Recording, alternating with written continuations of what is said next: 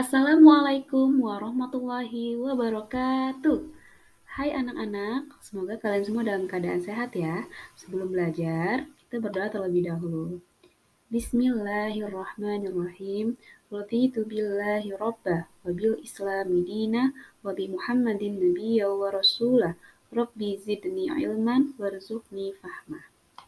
Baiklah anak-anak, jangan lupa dipersiapkan perlengkapan belajarnya seperti buku tulis, buku paket, alat tulis, KKPD, dan lain sebagainya.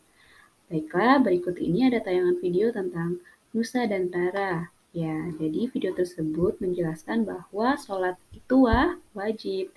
Sholat itu termasuk ke dalam rukun Islam yang kedua. Ya, jadi kita tidak sebagai seorang muslim itu tidak boleh meninggalkan sholat 5 waktu dalam sehari. Baiklah, berikutnya di sini ada dua gambar. Apa perbedaan dari kedua gambar tersebut? Ya, betul. Jadi gambar satu itu adalah sholat munfarid dan gambar yang kedua adalah sholat berjamaah. Jadi hari ini kita akan belajar tentang indahnya kebersamaan dengan sholat berjamaah.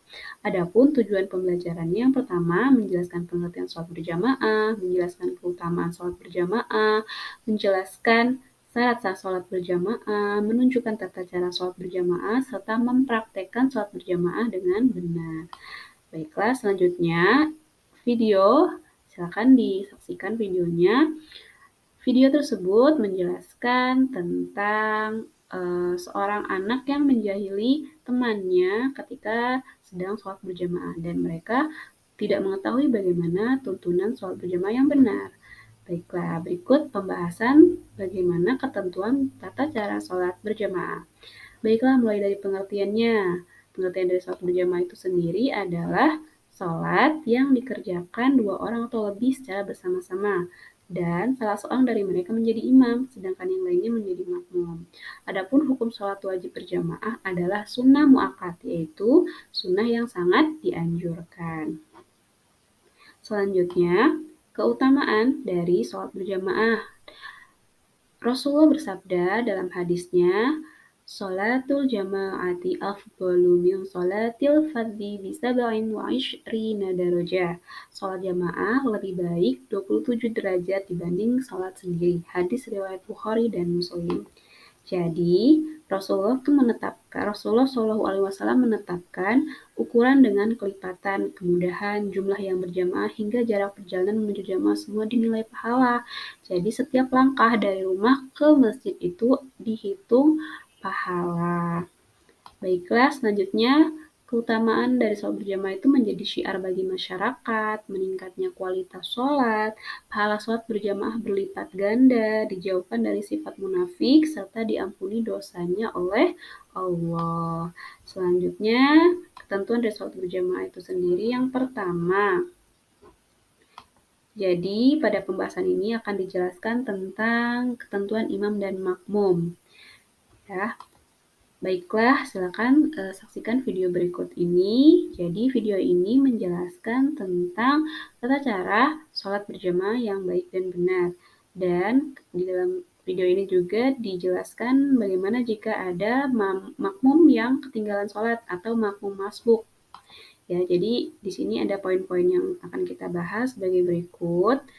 Selanjutnya, apa itu syarat sah sholat berjamaah? Apa saja? Yang pertama, ada imam, tentunya makmum berniat untuk mengikuti imam. Sholat dikerjakan dalam satu majelis atau dalam satu ruangan ya.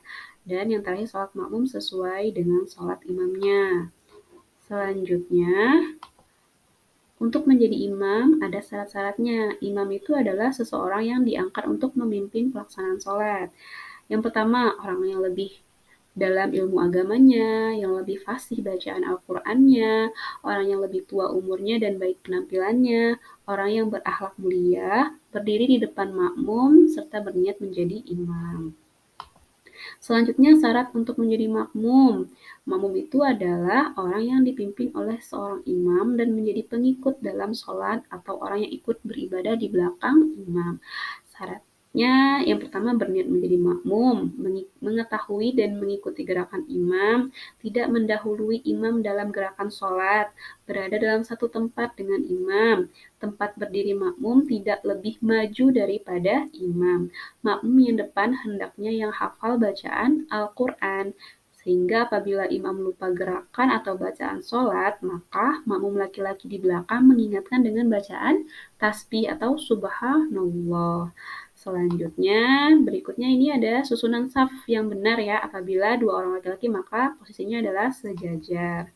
Selanjutnya, jika ada satu laki-laki dan satu perempuan, maka yang menjadi imam adalah laki-laki dan wanita sebagai makmum berada di belakang laki-laki. Kemudian, apabila ada 3 orang laki-laki atau lebih, maka satu orang yang lebih baik di depan sebagai imam dan 3 orang menjadi makmum di belakang. Kemudian, apabila ada beberapa laki-laki dan wanita, tentu saja imamnya laki-laki yang berada di depan, di belakang imam laki-laki dewasa, kemudian anak-anak laki-laki, kemudian di belakangnya baru perempuan dewasa dan anak-anak perempuan ya. Selanjutnya di sini ada 2 laki-laki dan 1 wanita atau lebih, maka yang menjadi imam di sebelah kiri dan makmum laki-laki di sebelah kanan, sedangkan yang perempuan di belakang imam. Kemudian, apabila 2 orang wanita, jika 2 orang wanita maka posisinya sejajar. Yang menjadi imam di sebelah kiri, makmum sebelah kanan. Apabila lebih dari 2 orang, maka posisinya pun tetap sejajar. Dan yang menjadi imam itu yang perempuan berada di tengah-tengah, sedangkan yang makmumnya berada di sebelah kiri kanannya. Seperti itu susunan saf dalam sholat. Selanjutnya, di sini ada macam-macam makmum. Ada makmum muafik. Apa itu makmum muafik? Yaitu makmum yang mendapatkan kesempatan untuk membaca surat Al-Fatihah bersama imam.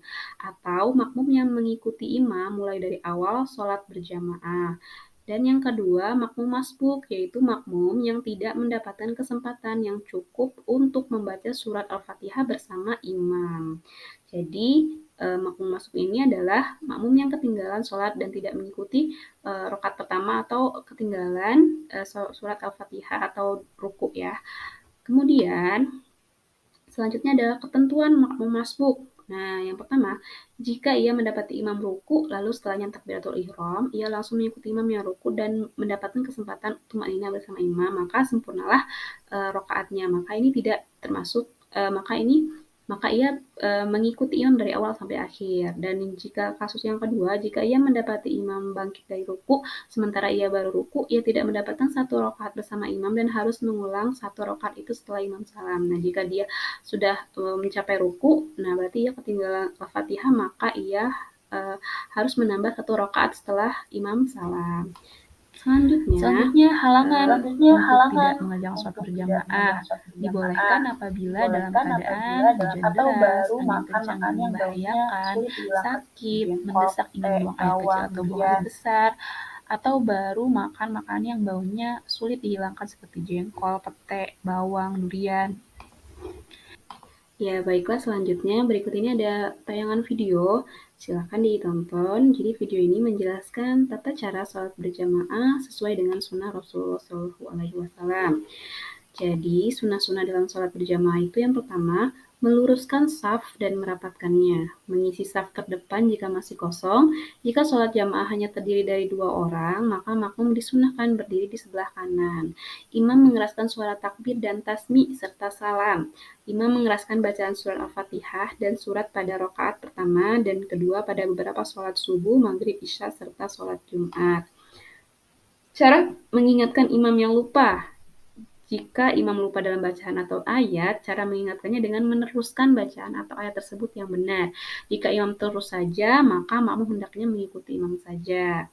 Kemudian, jika imam keliru dalam gerakannya, hendaknya makmum mengingatkannya dengan cara mengucapkan tasbih atau subhanallah bagi makmum laki-laki. Kemudian bagi makmum perempuan, cukup dengan menepukkan tangan saja. Lalu bagaimana cara menggantikan imam yang batal? Apabila imam batal, kemudian langsung bangkit diam-diam tanpa membaca takbir intikal karena dia sudah batal, Kemudian ditepuk salah satu jamaah yang berada di belakangnya untuk menggantikan dirinya menjadi imam. Imam yang baru takbir bangkit dari sujud tetap di pertama posisi semula. Setelah berdiri, dia bisa maju menggantikan posisi imam, kemudian menyelesaikan sholatnya. Seperti itu ketentuan cara mengingatkan imam yang lupa dan menggantikan imam yang batal. Semoga anak-anak bisa memahami penjelasan dari ibu tadi dan semoga kalian semua bisa melaksanakan, menerapkannya dalam kehidupan kalian sehari-hari untuk selalu melaksanakan sholat berjamaah. Terima kasih sudah mendengarkan, semoga bermanfaat. Ibu akhiri, wassalamualaikum warahmatullahi wabarakatuh.